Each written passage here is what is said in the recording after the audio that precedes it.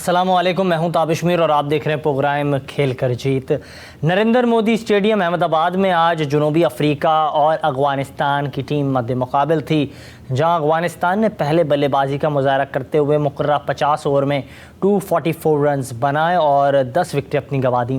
दूसरी जानिब जनूबी अफ्रीका ने आज बल्लेबाजी का मुजाहरा करते हुए उनकी जानिब से जो उनके विकेट कीपर बैटर हैं क्विंटन डी कॉक, जो इस वक्त वर्ल्ड कप में सबसे ज़्यादा रन्स बनाने वाले खिलाड़ी हैं, उन्होंने 41 रन्स की इनिंग्स खेली। तमाम अगर बात की जाए तो दूसरी जानिब हमने देखा जनूबी अफ्रीका की जानिब से जो खिलाड़ी थे उन्होंने बैटिंग का मुजाहरा करते हुए उनके जो कप्तान थे उन्होंने 23 रन्स बनाए और 76 रन्स की शानदार इनिंग्स खेली 95 गेंदों पर, और इसमें 6 चौके 1 छक्का शामिल था। जबकि मार्करम की जानिब से 25 रन्स बनाए गए। इसके अलावा अगर बात की जाए तो कैल्सन ने 10 रन बनाए, डेविड मिलर ने 24 रन बनाए और मजमूई तौर पर जो उनकी टीम है वो हदफ हासिल करने में कामयाब हो गई और 247 रन बनाए, 45 बनाने थे, 47 बनाए, 5 विकेटों के नुकसान पर 15 गेंद कबल मैच ख़त्म हो गया। और अगर बात की जाए, हमने देखा अफ़गानिस्तान की जानिब से आज भी अच्छी गेंदबाजी का मुजाहरा करने की कोशिश की गई। वो कोशिश कर रहे थे किसी तरीके से दबोचें, उससे पहले उन्होंने बल्लेबाजी भी काफ़ी बेहतर अंदाज से की और जनूबी अफ्रीका के खिलाफ एक बेहतर टारगेट सेट करने की कोशिश की। अहमदाबाद वही स्टेडियम है जब पाकिस्तान टीम हिंदुस्तान के खिलाफ मद्दे मुकाबिल हुई थी 14 अक्टूबर को, और पाकिस्तान टीम ने पहले बैटिंग करते हुए 292 रन्स का हदफ दिया था। लेकिन आज अफ़गानिस्तान ने वहाँ जनूबी अफ्रीका के खिलाफ काफ़ी शानदार ना सिर्फ खेल का मुजाहरा किया, लेकिन एक अहम नुक्ता यहाँ ये है, वर्ल्ड कप के अंदर जनूबी अफ्रीका चेस करने में मुश्किलात का सामना था और आज उन्होंने चेस करके बताया और दिखाया कि चेस वो कर सकते हैं, क्योंकि आगे उन्हें सेमीफाइनल्स के मुकाबले खेलने हैं। दूसरी जानिब अगर बात की जाए तो इस वक्त क्रिकेट के हलकों से जो खबरें सामने आ रही हैं, न्यूजीलैंड की फतह ने प्रैक्टिस करते हुए पाकिस्तान टीम के खिलाड़ियों को मायूस कर दिया था एडन गार्डन क्रिकेट स्टेडियम में, ये खबर गर्दिश कर रही है। इसके अलावा अगर बात की जाए तो पाकिस्तानी फील्डिंग कोच की जानिब से जो है एक बयान सामने आया और उन्होंने कहा कि फ़खर जमान की बैटिंग की खामियां दूर कर दी गई हैं और आफ्ताब खान साहब जो है उन्होंने इस हवाले से गुफ्तगू की। इसके अलावा अगर बात की जाए तो भारत वर्ल्ड कप ना जीता तो हैरत नहीं होगी, ये कहना है साबिक कप्तान सौरव गंगोली की जानिब से बयान सामने आया। वक़ार यूनिस के ख़िलाफ़ जो है बांग्लादेश की हाई कोर्ट की जानिब से जो है जवाब जमा कराने के हवाले से उन्होंने कहा और उन्होंने ICC पर जोर डाला है कि वो इनको बतौर कमेंटेटर हटाएं। इसके अलावा अगर बात की जाए तो हमने देखा कि अब्दुल रज़ाक की जानिब से एक बयान सामने आया। साबिक टेस्ट ऑलराउंडर अब्दुल रज़ाक कहते हैं कि हम तनकीद नहीं, टीम की खामियों की निशानदही करते हैं, जो गलतियां उनकी निशानदही करते हैं। इसके अलावा फ़खर जमान की जानिब से बयान सामने आया, निजी TV चैनल के प्रोग्राम पर वो गुफ्तगू आज कर रहे थे और उन्होंने कहा कि रन औसत पर वर्ल्ड कप से बाहर होने का अफसोस रहेगा। इसके अलावा अगर बात की जाए तो बाबर आजम ने आज प्रेस कॉन्फ्रेंस की। उनकी प्रेस कॉन्फ्रेंस काफ़ी आम है और सबकी तवज्जो का मरकज़ रही और उन्होंने प्रेस कॉन्फ्रेंस के दौरान पाकिस्तान टीम की खामियों गलतियों की निशानदेही की। इसके अलावा सबसे अहम सवाल पूरे वर्ल्ड कप में, वर्ल्ड कप से पहले और इसके बाद भी उठेगा और इस वक्त भी ये खबरें गर्दिश कर रही हैं कि क्या बाबर आजम बतौर कप्तान अपनी ज़िम्मेदारियों को अदा करेंगे या नहीं करेंगे। इस हवाले से कौमी क्रिकेट टीम के कप्तान बाबर आजम ने आज प्रेस कॉन्फ्रेंस करते हुए मैच से कबल, क्योंकि गुज़िश्ता रोज़ अब पाकिस्तान टीम जो है आज प्रैक्टिस कर रही थी, लेकिन कल उन्हें इन एक्शन होना इंग्लैंड के ख़िलाफ़ एडन गार्डन स्टेडियम कोलकाता में, लेकिन आज बाबर आजम ने कप्तानी से मुताल्लिक बात की तो उन्होंने कहा कि कप्तानी से कोई फ़र्क नहीं पड़ता है और बतौर कप्तान मेरी कप्तानी इतनी मायूस कुन नहीं है। TV पर बैठकर बात करना आसान है, अगर मेरी कोई खामी नज़र आ रही है तो आप सबके पास मेरा नंबर है और मुझे मैसेज करके या कॉल करके आप बता सकते हैं। उन्हें ये भी कहा कि कप्तानी से मुताल्लिक मशवरा वर्ल्ड कप के बाद करूँगा। उन्होंने मज़ीद क्या कुछ का मुलाहिज़ा करें। पिछले 3 साल से मैं कप्तानी कर रहा हूँ, कभी ऐसा मुझे फील नहीं हुआ ना मुझे ऐसा हुआ, क्योंकि वर्ल्ड कप में हमने या मैंने परफॉर्मेंस ऐसी नहीं दी जिसकी वजह से लोग बैठ के कह रहे हैं कि मेरे ऊपर प्रेशर है। ऐसा प्रेशर नहीं है। पिछले 3 साल से या 2.5 साल से मैं ही कर रहा था, मैं ही परफॉर्म कर रहा था या मैं ही वही कप्तानी कर रहा था और वही चीज़ मैं अप्लाई कर रहा था। अब ये चीज़ें आती हैं, आपको कैसे किस तरह लेकर चलना है। हर एक अपना देखें पॉइंट ऑफ व्यू होता है, हर एक अपना वे ऑफ थिंकिंग होता है कि हर बंदा एक डिफरेंट बात कर रहा है कि इसको ऐसे होना चाहिए या इसको ऐसा होना चाहिए। अगर किसी ने मुझे मशवरा देना भी है तो नंबर तो सबके पास ही होते हैं। तो मशवरा वहाँ टीवी पे बैठ के ज़्यादा आसान होता है निस्बत आप किसी ने भी मशवरा देना, मैसेज भी कर सकते हैं। तो इस पर मुझे नहीं लगता कि मेरे पे ऐसा कोई प्रेशर था या मुझे इस चीज़ से कोई डिफरेंट लगा है, क्योंकि वो ये चीज़ मैं उसी चीज़ कप्तानी को या फील्डिंग के टाइम में कोशिश करता कि जो मेरा बेस्ट जितना भी है एबिलिटी वो मैं फील्ड में दूं। बैटिंग के टाइम बैटिंग में सोचता था कि मैंने रन्स कैसे करने और टीम को कैसे जिताना। जहाँ तक रही कप्तानी की बात, सर मैंने फिर वही बात की है कि ये अभी जब पाकिस्तान जाएंगे या इस मैच के बाद देखेंगे क्या सूरत हाल बनती है, लेकिन अभी इस चीज़ पे फोकस नहीं, अभी अगले मैच पे फोकस है। जहाँ एक जानिब कप्तान ने इस सवाल का जवाब दिया तो दूसरी जानिब उनकी जो टीम की कारकर्दगी है उससे मुताल्लिक भी सवाल किया गया, जिस पर उन्होंने कहा कि बड़े इवेंट में गलतियां होती हैं, हमने कुछ मैचेस अच्छे भी खेले हैं, कुछ मैचेस बुरे भी खेले हैं। जुनूबी अफ्रीका के ख़िलाफ़ जो मैच हुआ वो इंतहाई ज़्यादा मायूस कुन रहा, लेकिन फ़खर ज़मान पर काफ़ी दारोमदार है। अगर वो आखिरी मुकाबले में भी ज़बरदस्त खेल का मुजाहरा करेंगे तो नतीजा कुछ और हो सकता है। अभी भी इम्कानात हैं और यकीनी तौर पर मौज़ात भी हो सकते हैं। उन्होंने मज़ीद क्या कहा, मुलाज़ा करें। एक मैच है, यू नेवर नो, क्योंकि क्रिकेट है, लेकिन हम कोशिश करेंगे कि अच्छे नोट पे फिनिश करें, उसके बाद देखेंगे। आई थिंक मेरे ख्याल से साउथ अफ्रीका वाला मैच वो हमें कॉस्ट किया और काइंड ऑफ कह सकते हैं कि अफगानिस्तान मैच वो हमें जीतना चाहिए था, लेकिन हम अनफॉर्चुनेटली वो जीता नहीं, जिसकी वजह से इस स्टेज पे हम खड़े हैं। प्लान्स हमने कि किस तरह हमने कल जाना है और किस तरह इस चीज़ को अचीव करना है, उसके पीछे हम बिल्कुल जाएंगे, लेकिन उसके लिए भी प्लानिंग है कि हमने कैसे करना है, क्योंकि ये नहीं कि आप जाते ही अंधाधुंध फारिग कर दें, ये भी हमें चाहिए, लेकिन प्लानिंग के साथ कि हमने पहले 10 ओवर कैसे खेलने हैं, अगले 20 कैसे करने हैं, हमने वो जो टारगेट है उसको कैसे अचीव करना है। उसमें बहुत सी चीज़ें आती हैं, पार्टनरशिप, आपको कौन सा प्लेयर कितने देर अंदर रहे, वो ज़्यादा मेन। अगर मैं से पूछे तो मैं चाहूँगा तो फ़खर अगर 20 ओवर या 30 ओवर भी अंदर रहे तो हम इस चीज़ को अचीव कर सकते हैं। उसके बाद फॉलो अप जिस तरह रिजवान है, इफ्तिखार है, तो ये चीज़ हम कर सकते हैं। और एक जानिब जहां पाकिस्तान टीम के कप्तान का एतमाद है कि अब भी कुछ हो सकता है और कुछ भी अब होगा, और क्योंकि पाकिस्तान टीम को Eden garden cricket stadium Kolkata में इन एक्शन होना है इंग्लैंड के ख़िलाफ़ कल, और कप्तान का एतमाद है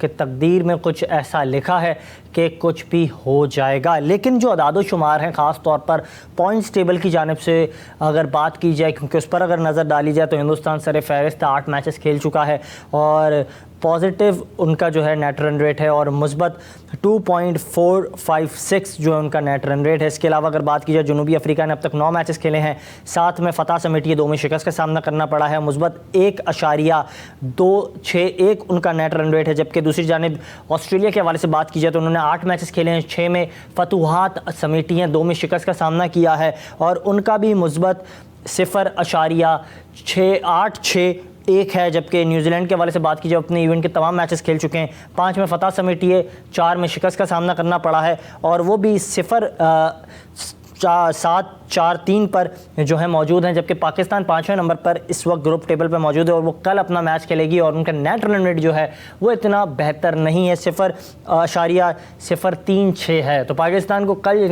जो इंग्लैंड के ख़िलाफ़ मैच खेलना है हिंदुस्तान में, और हिंदुस्तान के जो मकाम है कोलकाता के एडन गार्डन स्टेडियम में खेलना है, तो वहाँ काफ़ी अच्छे अंदाज से उन्हें अपना नेट रन रेट को बेहतर करना होगा। और उसके हवाले से जो अदाद शुमार हैं वो ये बता रहे हैं कि अगर पाकिस्तान टीम बड़ा टोटल सेट करती है तो उन्हें 290 के लगभग जो है हिंदुस्तान को इंग्लैंड को पवेलियन की राह दिखानी होगी। अगर वो पहले बैटिंग कर रहे हों तो वो ये अदाद शुमार हैं, और अगर बाद में बैटिंग कर रहे हो, चेस कर रहे हो, तो 3.4 ओवर में दिए गए हदफ का ताक़ुब करना होगा। ये तमाम वो अहम महरक़ात हैं जिन पर आज के प्रोग्राम में हम गुफ्तगू करेंगे, क्योंकि पाकिस्तान की फील्डिंग, बॉलिंग, इन तमाम तर मामलात पर आज बात हुई। प्रेस कॉन्फ्रेंस के दौरान कप्तान से सवाल हुए, इसी हवाले से हमें बराह रास्त ज्वाइन किया है जर्मनी से पाकिस्तान की क्रिकेट का एक बड़ा नाम, साबिक test cricketer, wicket keeper, batter Atiquzzaman साहब ने किसी तारीफ़ के मोहताज नहीं है, इस वक्त जर्मनी में मौजूद हैं और अपने कोचिंग के फ़राइज़ वहाँ सर अंजाम दे रहे हैं जर्मनी की नेशनल टीम के साथ। जनाब, बहुत शुक्रिया कीमती वक्त देने के लिए।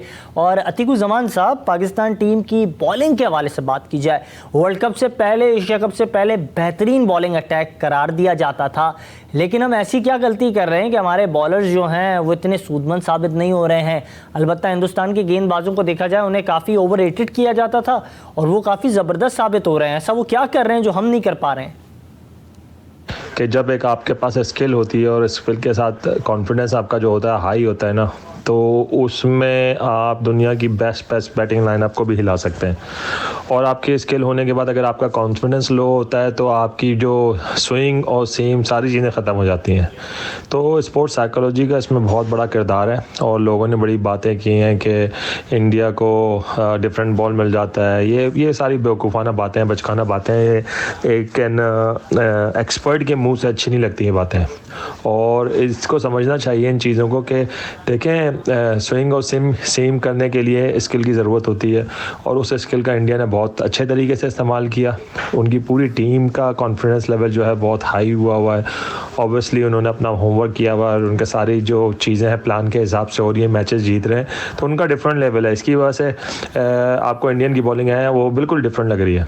और जहाँ तक पाकिस्तान बॉलिंग का ताल्लुक है, पाकिस्तान बॉलिंग का जो प्रॉब्लम है वो यही है कि प्लान के साथ गेंद नहीं कर रही। ऑब्वियसली मैचेस भी कंसिस्टेंटली विन नहीं किए हैं और पाकिस्तान की अच्छी खासी धुनाई भी लगी है बॉलरों की और नसीम शाह के ना होने से भी काफ़ी फ़र्क पड़ा है। तो हर बॉलर की तकरीबन मान लग रही है इस टूर्नामेंट में। मगर आपने देखा होगा कि इंडिया ने जो बड़ी अक्लमंदी के साथ और बड़े कॉन्फिडेंट के साथ अपने गेम प्लान को एग्जीक्यूट किया और जिसकी वजह से उनका लेवल जो है वो दूसरी टीमों से काफ़ी ऊपर है।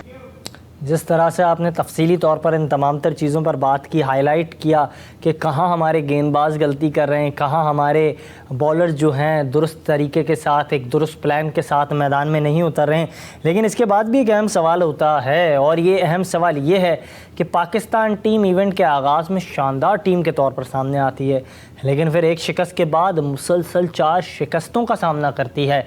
कभी ये टीम जो है हैरानकुन तौर पर परफॉर्मेंस का मुजाहरा कर कर तमाम जो क्रिकेट शायकीन हैं या फिर क्रिकेट पंडित्स हैं उनको अपना दिलदादा कर देती है। टीम की परफॉर्मेंस के हवाले से वर्ल्ड कप में क्या कहेंगे, आपके क्या एनालिसिस हैं इसके हवाले से? देखें, हम सब ने एनालाइज़ किया है, बहुत से एक्सपर्ट जो एक्सपर्ट हैं और जो एक्सपर्ट बन गए वर्ल्ड कप के दौरान, सबने अपनी दुकानें खोल के बैठे हुए, उन्होंने बहुत सारे कमेंट्स किए हैं पाकिस्तान के बारे में।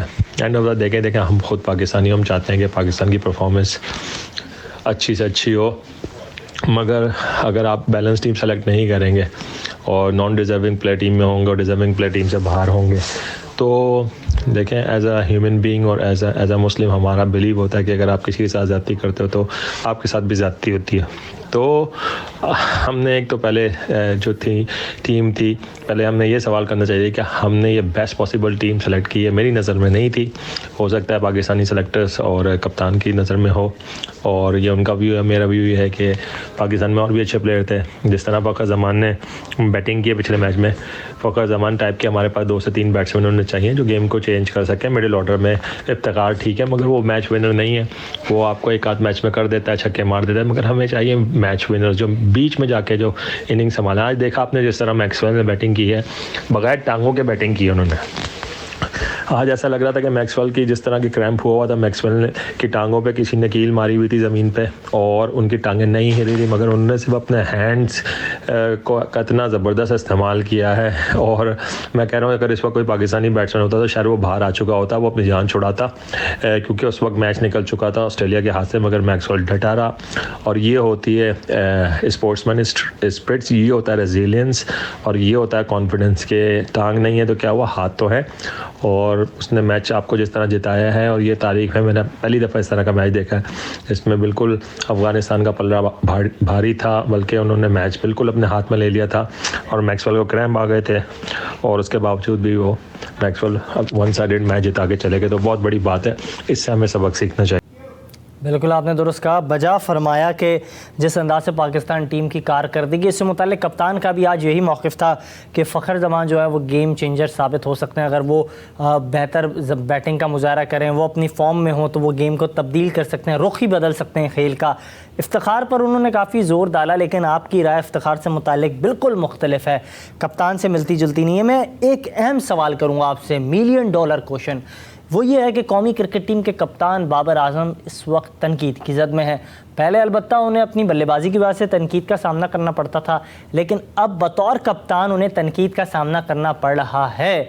उनकी जानिब से आज भी मौक़िफ़ इख्तियार किया गया कि वर्ल्ड कप के बाद इससे मुताल्लिक मशवरा करूँगा, इससे मुताल्लिक सोचूंगा, अभी कोई फ़ैसला नहीं कर रहा बतौर कप्तान। और मेरी कप्तानी को लेकर जो लोग TV चैनल्स पर बात करते हैं, बेहतर ये होगा कि वो मुझे मैसेज करें, कॉल कर लें, नंबर तो सबके पास होते हैं। आप क्या समझते हैं, बाबर आजम की कप्तानी से मुताल्लिक उनका मुस्तकबिल कैसे देख रहे हैं? बाबर आजम देखें, बाबर आजम का फ्यूचर है PCB के हाथ में। मेरे सोचने से या मेरे अंदाज़ा लगाने से कोई फ़र्क नहीं पड़ता, मगर मेरी अपनी ये ख्वाहिश है। देखें, बाबर मेरे अंडर मेरी कोचिंग में खेला है और वहीं से वो पाकिस्तान टीम में सेलेक्ट हुआ था। और जब वो स्वीगर्स का हिस्सा था तो मैंने उसको कप्तानी के लिए उसके लिए नहीं सोचा था। मुझे ऐसा लगता था कि वो बाबर की जो लीडरशिप क्वालिटी है बैटिंग एज अ बैटर, वो उसको बैटिंग में यूटिलाइज़ करनी चाहिए। अगर वो दूसरी चीज़ों में वो इंटरफेरेंस उसका आ जाएगा तो उसका जो होता है प्रेशर लेवल हो जाएगा, उसका कंसंट्रेशन लेवल जो होगा वो डिफरेंट हो जाएगा, वो डिस्ट्रीब्यूट हो जाएगा। और वही मेरे ख्याल से हुआ है, क्योंकि बाबर आजम को अनफॉर्चुनेटली इतनी अच्छी जो टीम एक होती है वर्ल्ड कप की, एक टॉप क्लास टीम होती है, वो टॉप क्लास टीम नहीं मिली। और जो भी हुआ है सिलेक्शन में, जो भी लोगों ने बातें की हैं कि कुछ लड़कों को नहीं होना चाहिए था, कुछ को होना चाहिए था, तो मेरे ख्याल से फेयर टीम का सिलेक्शन नहीं हुआ। और जब फेयर टीम का सिलेक्शन नहीं होता और जब आपको इस तरह की टीम मिलती है तो सारी बात है, कैप्टनसी आपकी जो है वो अंडर स्क्रूटनी आ जाती है, क्योंकि आपके वो प्लेयर हैं उस लेवल पर परफॉर्मेंस नहीं कर पाते। तो मेरे हिसाब से बाबर को एज अ प्लेयर, पाकिस्तान का फ्यूचर तो बहुत लंबा है, बाबर का पाकिस्तान में उसका फ्यूचर बहुत लंबा है, मगर एज अ कैप्टन मुझे लगता है कि वर्ल्ड कप के बाद उसको खुद ही एक्सक्यूज़ कर लेना चाहिए और किसी और को जिम्मेदारी सौंपनी चाहिए। बहुत शुक्रिया कीमती वक्त देने के लिए। और हमारे साथ बराह रास्त बज़रिया ऑडियो कॉल जर्मनी से मौजूद थे अतीकुज़्ज़मान साहब, और इस हवाले से गुफ्तगू कर रहे थे और काफ़ी शानदार अंदाज से उन्होंने इस हवाले से तबसरा किया, अपना तज्ज़िया पेश किया। और ये खूबसूरती उनकी गुफ्तगू करने की कि ना सिर्फ वो पाकिस्तान के लिए काफ़ी फ़ायदेमंद खिलाड़ी साबित हुए, डोमेस्टिक में उनकी शानदार परफॉर्मेंस रही, लेकिन जब कोचिंग की तो बाबर आजम जैसा स्टार, क्योंकि उन्होंने इस हवाले से भी जिक्र किया प्रोग्राम में कि वो उनकी रहनुमाई में खेले हैं और इस वक्त वो जर्मनी में मौजूद हैं और कई बाबर आजम और कई बड़े बड़े नाम जो हैं उनकी रहनुमाई कर रहे हैं, उनकी तरबियत कर रहे हैं और इस मिशन पर वहाँ गामज़न है। बहुत अच्छा लगा जनाब आपसे गुफ्तगू कर और आपने लफ्ज़ों को लफ्ज़ों से जोड़ कर बेहतरीन अंदाज से तज़्ज़िया पेश किया और ये वो सब कुछ कह रहे थे। ये था हमारा आज का प्रोग्राम, इजाज़त दीजिएगा, अल्लाह हाफ़िज़।